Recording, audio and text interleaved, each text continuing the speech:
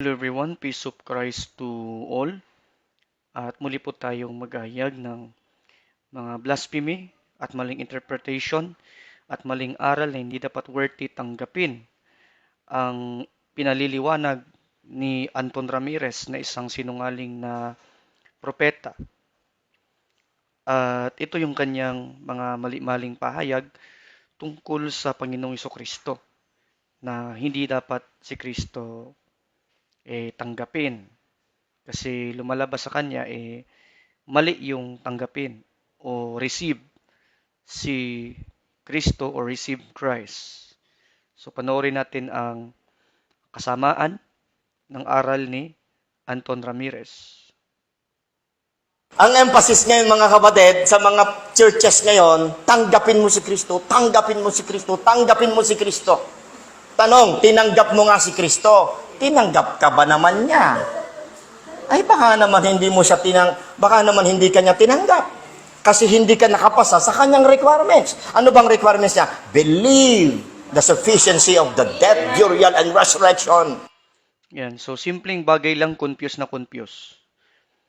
So, receive si Kristo, receive si Kristo, receive si Kristo. Yes, dahil worthy i-receive si Kristo. At paano ba tayo nagpapareceive kay Kristo? Through faith. Hindi naman tayo nagpapareceive ng walang faith eh. So bakit mo i-discredit yung gustong tumanggap na gustong sumampalataya kay Kristo? No? Ang hindi dapat i-receive yung paniniwala mo na interpretation mo lang, hindi ayon sa interpretation ng context at ng Biblia. Yun ang hindi dapat i-accept at i-receive yung pananaw mo, paniniwala mo, interpretation mo na maling-mali at sobrang maling-mali at sagad pa sa kamalian.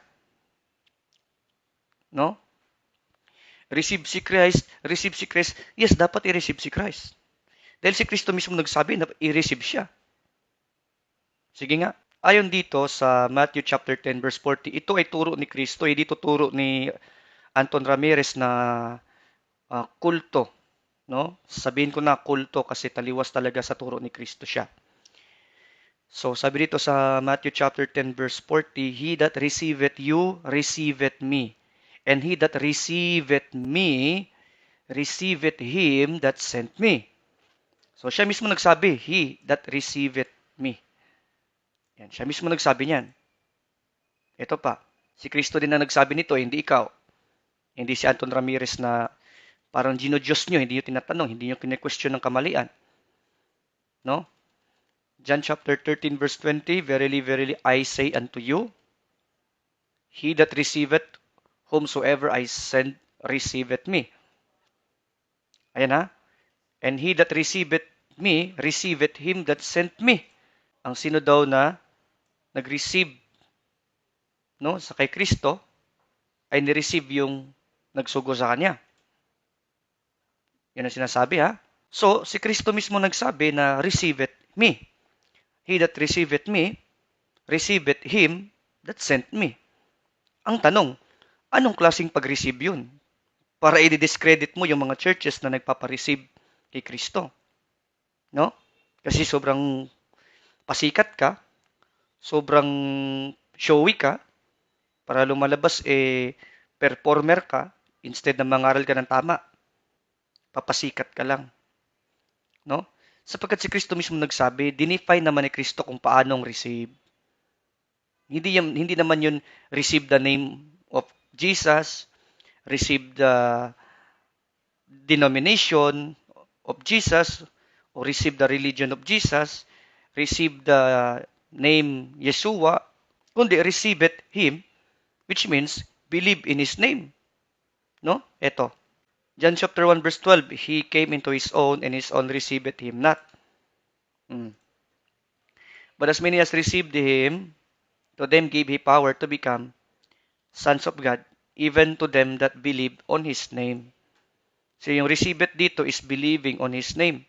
So yung mga churches na nagpapatanggap kay Kristo sa pamamagitan ng pagsampalataya sa Kanyang pangalan, mali ba yun?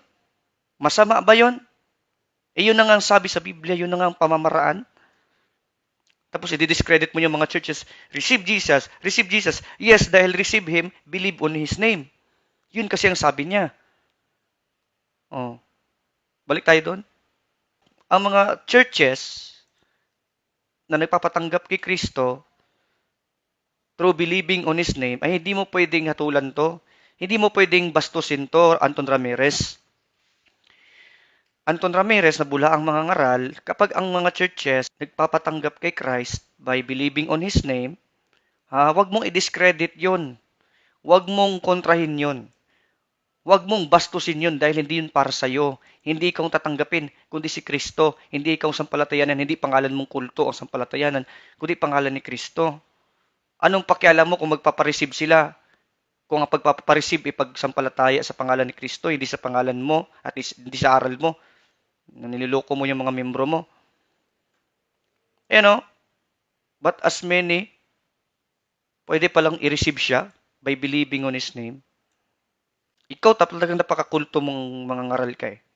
Hindi ka na nahiya, hindi kapal lang mukha mo na mangaral sa social media, mangaral sa mga membro mo, naka-live ka pa. Hindi ka na nahiya sa pinagagawa mo. Ha? Okay lang sana mangaral ka, hindi ka naka-live eh. Itago mo yung aral mong mali eh. Inilalive mo pa eh. Talagang sisitahin ka ng mga nananampalataya ng totoo kay Kristo by receiving Him. Oh. So, yun ang sabi ng Panginoon. Tanong, masama ba na mag-pray by believing Christ and receiving Christ? Kasi may mga churches na kapag sila ay nagpatanggap, di ba, nililid nila, uh, sabihin mo yung banggitin ko, sabihin mo sa Panginoon, maniwala ka sa puso mo, oh. So, susundin nila yun, and then sasabihin mo, o Panginoon, ako'y sumasampalataya sa iyo. Nag-pray ka na, sumampalataya ka pa. Oh. Masama ba yun? Hindi ba pwede yun? Hindi ba tatanggapin ng Panginoon na as many as receive Him, them that believe on His name? Bawal ba yun? Ayaw ba ng Panginoon yun? Hindi naman ikaw ang Panginoon para tumanggi ka. Sino ka ba? Pariseyo ka talaga o ayaw mo na may makapasok sa langit by letting those people pray to the Lord, accept Him, believe in His name. Pariseyo ka, hinahadlangan mong kaharian ng Diyos sa mga tao. Ngayon, sa Biblia kasi merong confession. No? Confession is defined na yung confession sa Biblia ay nakalagay din sa Romans chapter 10. Na kung saan ito ay pag-believe din. No? Isang palataya. Tingnan natin. Romans 10:9. That if thou shalt confess with thy mouth. Sino? The Lord Jesus. Malinaw ha? And shalt believe in thine heart. Ayan. And then, that God hath raised Him from the dead, thou shalt be saved. Maliligtas ba? Hindi. Yun bang mag-confess by believing in his heart? Maliligtas ba o hindi? Yes, maliligtas, Anton Ramirez. Hindi dahil nanalangin sila, kundi nanampalataya sila by expressing prayer, by expressing their acceptance and belief through prayer. At ang prayer po sa Biblia ay dinefine din as confession. No? Yung prayer sa Biblia dinefine as confession. No? Tignan natin. Ayon dito sa Nehemiah chapter 1 verse 6. Let thine ear now be attentive and thine eyes open, that thou mayest hear the prayer of thy servant, which I pray before thee now, day and night for the children of Israel, thy servants, and confess the sins of the children of Israel. Tanong, paano ba kinonfess ni Nehemiah ang kanyang kagustuhan na mapatawad ang mga children of Israel? By prayer. So by prayer, he is confessing to God. And his confession is a kind of prayer na pinaniniwalaan niya sa kanyang puso. Sabi dito, James chapter 5 verse 16, confess your faults one to another and pray one for another, that ye may be healed. Ayan. So yung confession dito, dinefine as prayer. No? So kung tutol ka, Anton Ramirez, na ang confession ay dinefine as prayer, then, kulto ka. Kulto ka, Mr. Anton Ramirez, kung tumututol ka sa Biblia na ang prayer ay dinefine as confession. Kulto ka talaga. Without apology, kulto ka. Bakit? Ang linaw-linaw nakalagay na eh. Sa katagal-tagalan mo mga ngaral eh, hindi mo pa rin naintindihan yan. And ang tagal-tagal na ng Biblia, hindi mo pa nababasa. Tapos itinuturo mo pa mga bagong aral, mga maling aral, maling paliwanag pa. Ito, suggestion ko sa mga members mo. Kayo na mga members ni Anton Ramirez. No? Meron akong suggestion sa inyo. Pwede ba tanungin nyo yung leader nyo? Magsalita naman kayo. I-criticize nyo naman yung leader nyo. Testingin nyo naman yung leader nyo. Masyado na kayong ginodiyos nyo eh. Hindi kayo nagsasalita kahit mali na yung aral eh. I challenge you. I suggest. Tanungin nyo si Ramirez. Ramirez. Anton Ramirez. Tutol ka ba na ang confession sa Biblia dinefine as prayer? Ina-accept ng Biblia din na ang confession is some kind of prayer. Tutol ka ba dito, Anton Ramirez?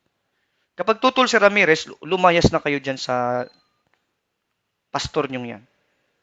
Kasi hindi yan nagtuturo na tama eh.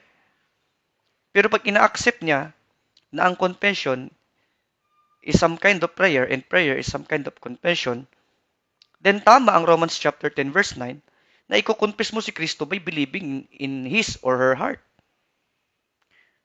Na i-confess mo si Kristo by believing in the heart. Pwede pala yun mag-confess as long as may pananampalataya ka. At yung pagsampalataya mo na yun is equivalent, is the same as receiving Christ. So ayaw ni Anton Ramirez na mapakinggan yung ganun. Ayaw niya ng ganung turo. Kahit ang linaw naman sa Biblia.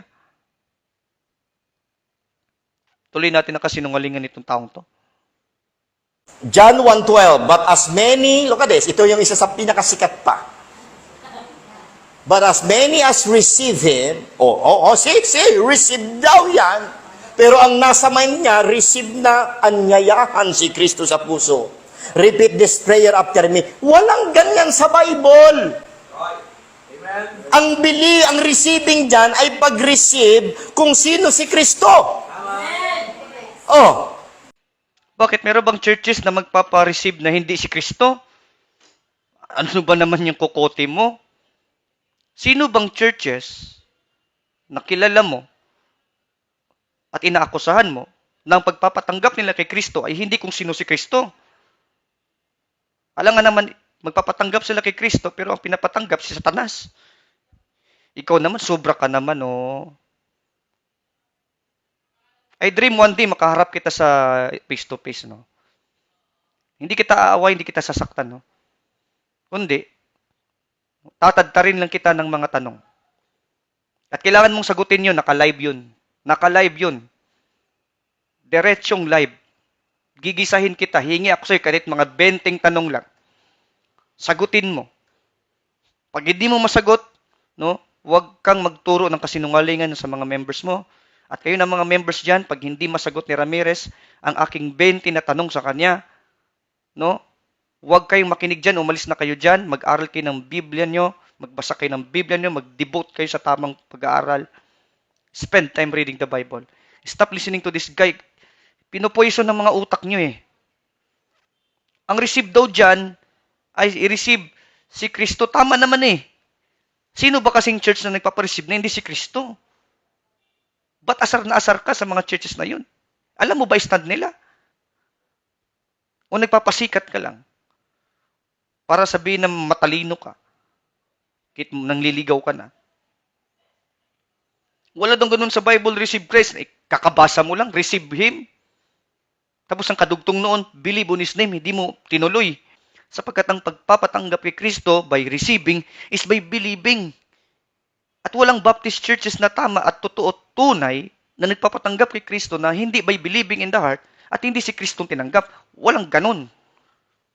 Kaya para saan yung pagpapasikat mo na yan? Para saan yung pagpapapiling talentado mo? Panay kahatol sa mga churches. Hindi mo nga alam ang stand ng hinatulan mo. Nang didivide ka lang talaga.